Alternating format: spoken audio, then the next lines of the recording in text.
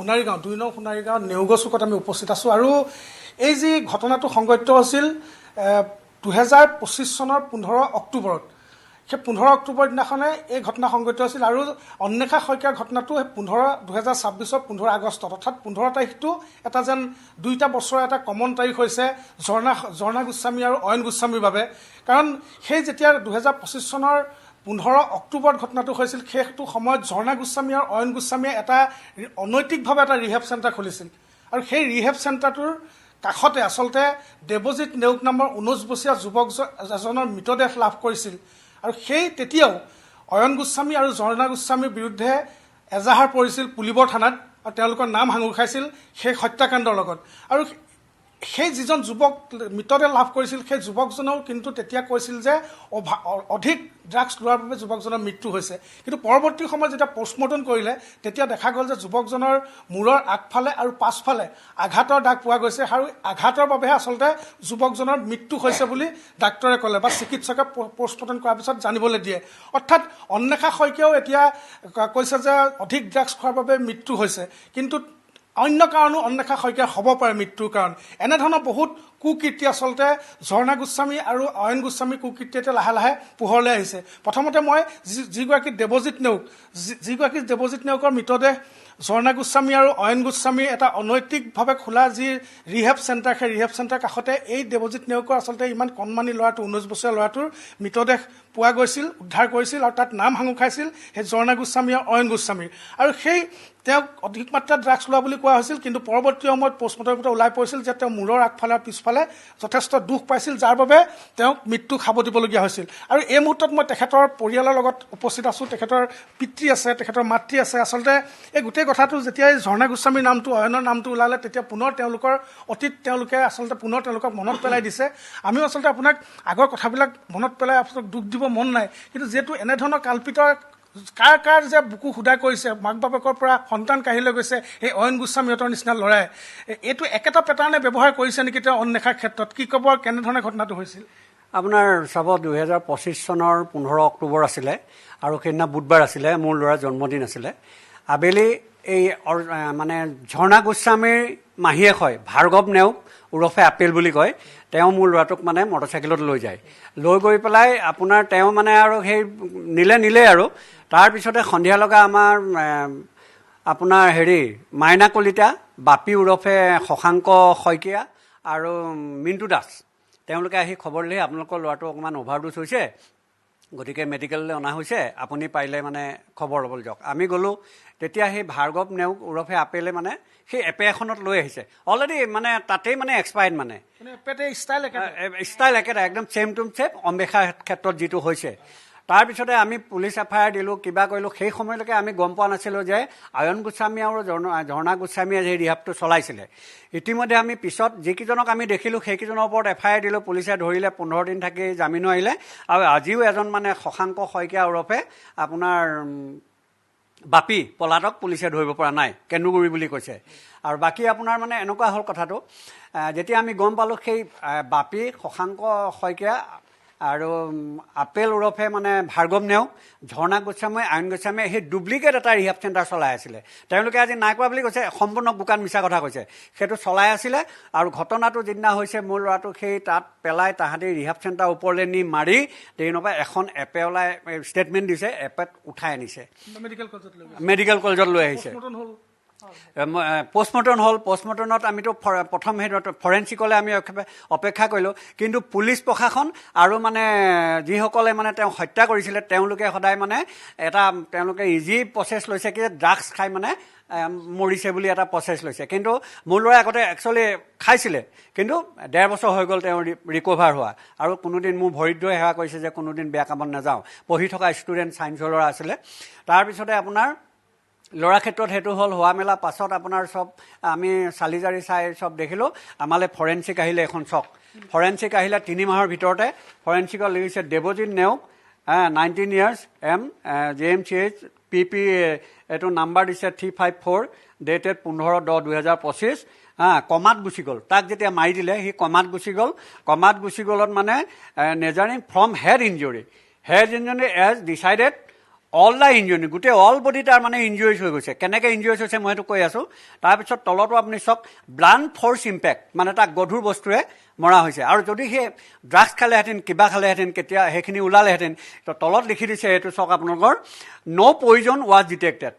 কোনো তাৰ প্ৰয়োজন নাই কোনো ড্ৰাগছ হোৱা নাই কোনো একো খোৱা নাই আপোনাৰ এতিয়া সেইটো চাওক আমিতো কাগজেতো মিছা কথা নকয় এতিয়া মানে তেওঁলোকৰ মানে এই ষ্টাইলটো কি হৈছে চুং সলাই সেইটো এৰি দিয়াৰ পিছত 10 দিনমানহে হৈছিলে সেইটো সলাই আকৌ তাত ল'লেগৈ ফ্লেট লৈ পেলাই সেইটো এটা তাত বেহা আৰু গধূলি হ'লে ওলাই দিনত হ'লে যিকোনো মানুহলৈ ফোন কৰি নিয়ে আমি আৰু তেওঁ ঘৰ ইয়াতে তেওঁ এতিয়া ঝৰ্ণা গোস্বামী বৰা আছিলে তেওঁ গোস্বামীলৈ বিয়া হৈছে আৰু মষ্ট ৱান্টেড মাইকী মানুহ আৰু আয়ন গোস্বামী মানে তেওঁ হাজবেণ্ড দেউৰেক সকলোকে মানে পয়জনাছ হৈ পেলাই মৰিছে দুইজন আৰু ঘৰত কোনো নাছিলে তেওঁ এবাৰ এণ্টিচেপ্টিক বেলু লৈছে আৰু মষ্ট ৱান্টেড আৰু গাঁৱৰ সৰু ল'ৰাবোৰক এই আয়ন গোস্বামীয়ে মানে ড্ৰাগছ আনি খুৱাই গোটেই গাঁও খতম কৰি পেলাইছে তাৰ উপৰিও যিজন মানে আপোনাৰ মোৰ ল'ৰাটোক মানে পৰিকল্পিতভাৱে মাতি নি হত্যা কৰিলে সেই হত্যা কৰা আপেল ওৰফে ভাৰ্গৱ নেওগ আৰু সেই ভাৰ্গৱ নেওগহঁতৰ লগত সেই ৰিহাব চেণ্টাৰটোত যে উঠাই লৈ গৈছিলে টকা পইচা ডিমাণ্ড কৰিবলৈ যদিও মই নাজানো এই ঝৰ্ণা গোস্বামী আয়ন গোস্বামী বাপী ইহঁতি সম্পূৰ্ণভাৱে জড়িত আছিলে ষ্টাইলটো ব্যৱহাৰ কৰে তেওঁলোকে মাৰি পেলাই অভাৰ ড্ৰাগছ খাইছে বুলি তেওঁলোকে মানে মাৰি পেলাই সদায় মানে অভাৰ ডিউজ হৈছে বুলি কৈ দিয়ে অন্বেষাৰ ক্ষেত্ৰত একেই হৈছে অম্বেষাৰ ক্ষেত্ৰতো একেই হৈছে ঠিক আছে অম্বেষাই যদি খাইছে মই এটা কথা কৈছোঁ খাইছে খোৱাৰ পিছত কিয় অম্বেষাৰ চকু এটা ফুটি গৈছে কিয় অম্বেষাৰ গাত তেজ ওলাইছে কিয় অম্বেষাৰ পিঠিত দাগ আছে কিয় এইবিলাক আঁচুৰ হৈছে এইটো পৰিকল্পিত ধৰ্ষণ কৰা নিচিনা এটা কেছ হৈছে আৰু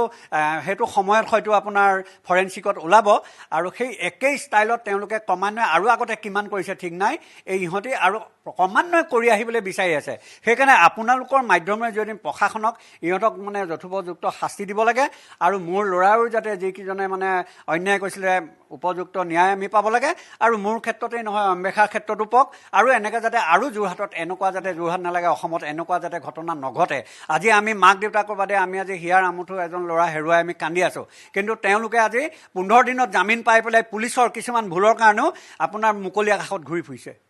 নিশ্চয় মাক আছে যিহেতু দেৱ মাতৃ আছে মাতৃৰ পৰা অকণমান মই জানিব বিচাৰিম ইয়াৰ চব সম্পূৰ্ণৰূপে যোৰহাট মেডিকেল কলেজৰ এইটো ৰিপৰ্ট ইতিমধ্যে তেওঁলোকে কৈছে এই ৰিপৰ্টত লিখা আছে যে ড্ৰাগছ খোৱা নাই কোনো পয়জন খোৱা নাই সম্পূৰ্ণ মূৰত আঘাত কৰা হৈছে গধুৰ বস্তুৰে মৰা হৈছে তাৰ কাৰণে আচলতে দেৱজিৎ নেওগৰ মৃত্যু হৈছে যিটো অন্বেষাৰ ক্ষেত্ৰত এতিয়া কৈছে যে অধিক ড্ৰাগছ লৈ মৰিছে কিন্তু অন্বেষাৰ গাতো তেনেধৰণৰ বিভিন্ন আঘাতৰ চিন আছে ঠিক এনেধৰণৰ কথা কিছুমান হৈছে আচলতে পেটাৰ্ণ একেটাই নেকি সেইটোক আমি ক'বলৈ গৈ আছোঁ এতিয়াতো ল'ৰাটো নাই তথাপিও কি বিচাৰে এতিয়া আপুনি এতিয়া মোৰ তথা ন্যায় বিচাৰিছোঁ কৰ্টে ন্যায় দিয়ক আৰু যিটোৱে মাৰিলে এইটোক মানে এনকাউণ্টাৰ কৰি আমাৰ চকুৰ আগত এনকাউণ্টাৰ কৰিব লাগিব আপোনাৰ ল'ৰাটোৰ ক্ষেত্ৰতো আয়ন গোস্বামী আৰু ঝৰ্ণা গোস্বামী জড়িত আছে তাইহে ৰিয়াব খুলিছিলে 10 দিন হৈছিলে আমি গম নাপালোঁ গম পোৱাহেঁতেনতো তেতিয়াই আমি তাইক ব্যৱস্থা ল'লোহেঁতেন পুলিচে মানে ঢিলাকে কেছটো লিখি দিলে অভাৰড'জ হ'ল বুলি আমিও ভাবি আছিলোঁ কেনেবাকৈ কিজানি হ'লে এইটো নহয় ফৰেনচিকত আহিছে এতিয়া আমাৰ মাদাৰ বুলিহে আহিলে আচলতে এইবিলাকে দেৱজিৎ আচলতে হয় এটা দেখুৱাই কিবা এটা কিন্তু হয় এটা এনেধৰণৰ কিছুমান আচলতে ঘটনা সংঘটিত হৈছে কাৰণ অন্বেষাৰ ক্ষেত্ৰতো একেটাই হৈছে অন্বেষাৰ ক্ষেত্ৰত এতিয়ালৈকে যিকেইজন আচলতে যোৰহাট আৰক্ষীয়ে আটক কৰিছিল অৰ্পিতা কাকতি তাৰপিছতে মনালিছা নাথ আৰু আয়ন গোস্বামী এই তিনিজনক এতিয়া যোৰহাট আৰক্ষীয়ে গ্ৰেপ্তাৰ কৰিছে তেওঁলোকক ইতিমধ্যে মেডিকেল কৰি ন্যায়িক জিম্মালৈ প্ৰেৰণ কৰিব আৰু যি ঝৰ্ণা গোস্বামী আছিল আয়নৰ যি মাতৃ ঝৰ্ণা গোস্বামী আৰু লগতে খুচি দাস এই দুইজনকে ইতিমধ্যে নটিচত আৰক্ষীয়ে এৰি দিছে খালি তেওঁলোকক আৰক্ষীয়ে কৈছে যে যেতিয়া বিচাৰোঁ আপোনালোকে থানাত হাজিৰ হ'ব লাগিব কিন্তু আচল কথা হৈছে কি যে এখেতসকলে যিটো মন্তব্য কৰিছে যে তেওঁলোকৰ ল'ৰাটো অধিক ড্ৰাগছ খাই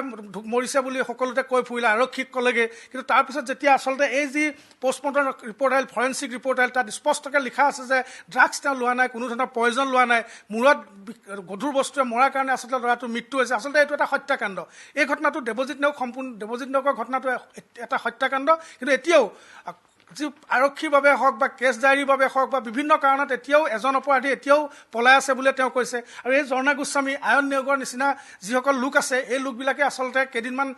থাকিব জেলত তাৰপিছত পুনৰ ওলাই আহিব পুনৰ আকৌ ড্ৰাগছ লৈ পেলাই সন্ত্ৰাস সৃষ্টি কৰিব তেখেতসকলে কৈছে যে অয়নে কেনেকৈ গাঁওখনৰ সৰু সৰু ল'ৰাবিলাকক ড্ৰাগছ দি কেনেকৈ নষ্ট কৰি পেলাইছে কেনেধৰণে এটা পৰিৱেশ শেষ কৰি পেলাইছে আচলতে এই